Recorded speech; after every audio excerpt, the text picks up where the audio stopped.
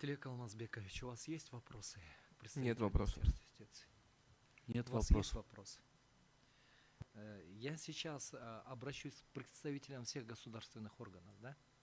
Сюда надо приходить готовыми и отвечать за каждое свое слово, которое вы здесь высказываете. Вы высказываете позицию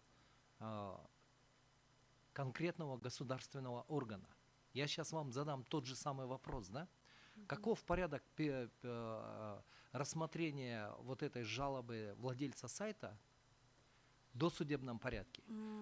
На каком уровне, дослушайте вопрос, на каком уровне, кем принимается первоначальное решение о приостановлении деятельности сайта, так? И кто, в каком порядке, в каком порядке это обжалуется в досудебном порядке, кто рассматривает и кто конкретно принимает по этому поводу решение. Раз вы высказали эту позицию, я только что об этом говорил.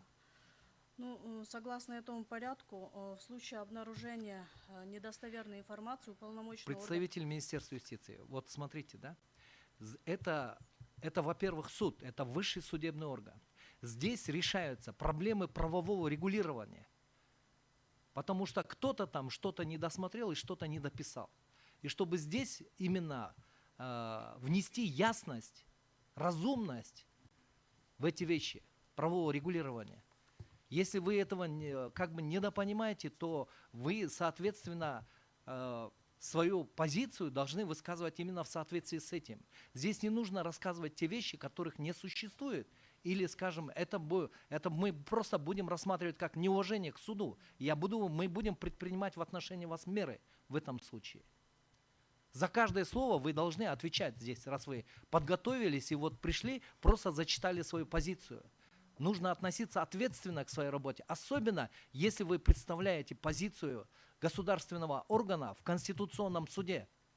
И здесь вопрос не только в том, соответствует или не соответствует Конституции. Здесь вопрос в том, имеется ли проблема правового регулирования в этом вопросе важном, которое отражается на жизни общества. Потому что решения Конституционного суда отражаются на всех.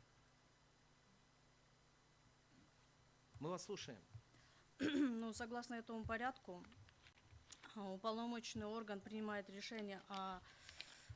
Я вам сразу сказал, кто конкретно в Министерстве культуры, информации, спорта и молодежной политики, кто конкретно рассматривает в каком порядке, кто конкретно принимает решение об этом, о закрытии временном, да, сайта, и в каком порядке происходит досудебная процедура обжалования. Кто рассматривает и кто принимает конкретное решение. Я вам только что сказал о всех причинах, которые Руководитель уполномоченного госоргана принимает решение. Кто принимает решение о закрытии?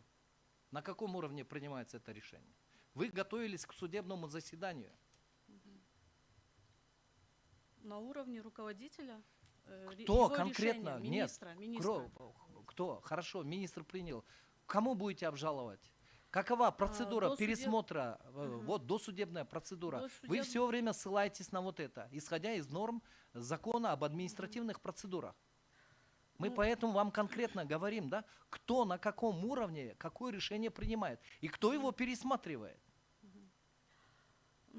Вот кому идти владельцу сайта? Вот в суд пойдет, у него не примут, скажут, ты не соблюл этот досудебный порядок. К сожалению, конечно, в этом порядке прям детализированно не прописан процесс обжалования досудебного, ну, как обжалуется в досудебном порядке. Поэтому я затрудняюсь ответить на это. Вот так нужно было сразу и говорить. И не высказывать как свою позицию те вещи, в которых вы не разбираетесь в данном случае. Садитесь.